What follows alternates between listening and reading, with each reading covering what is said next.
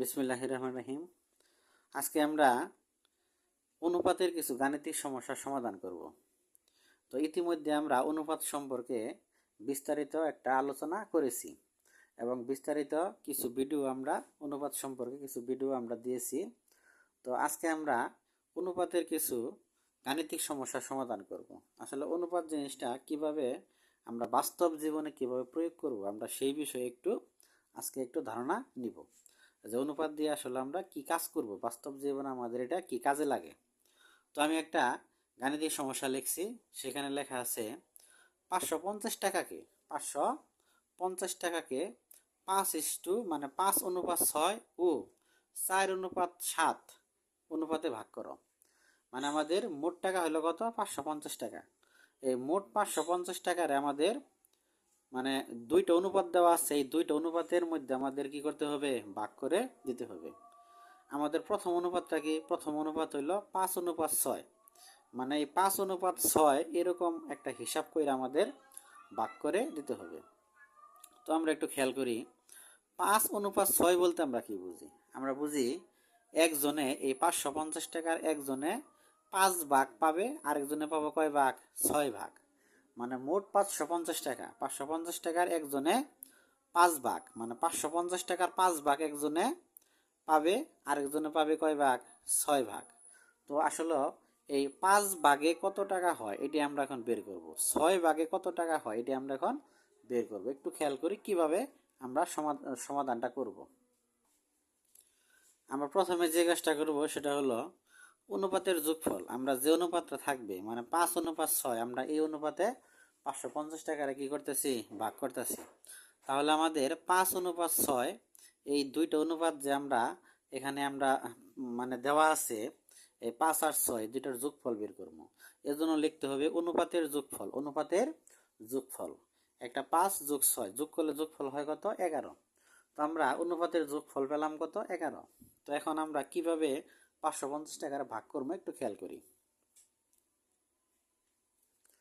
মানে আমরা প্রথম অংশটা হলো 5, মানে 5 অনুপাতটা আমরা মানে প্রথম অংশটা হলো আমাদের কত? 5।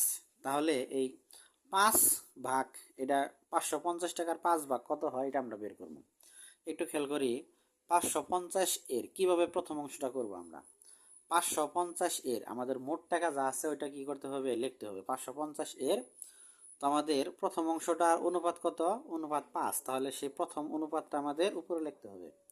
আর অনুপাতের যে যোগফল, ওই যোগফলটা কোথায় লিখতে হবে? নিচে লিখতে হবে সবসময়। এই হলো আমাদের হিসাব। এইভাবে আমরা কি করব? প্রথম অংশটা বের করব। তাহলে আমরা যদি 11 দিয়া এই 550টা যদি আমরা একটু ভাগ করি, মানে কাটাকাটি দিই, তাহলে ভাগফলটা কত হয়? 11 দা 550টা ভাগ করলে হয় কত? 50। 5 11 কত? 5 11 55 শূন্য। হ্যাঁ, ঠিক আছে। তাহলে 11 দা যদি আমরা 550টা ভাগ করি, ভাগফল হয় কত? 50। তো এখন তো আমাদের আর নিচের কোনো সংখ্যা নাই।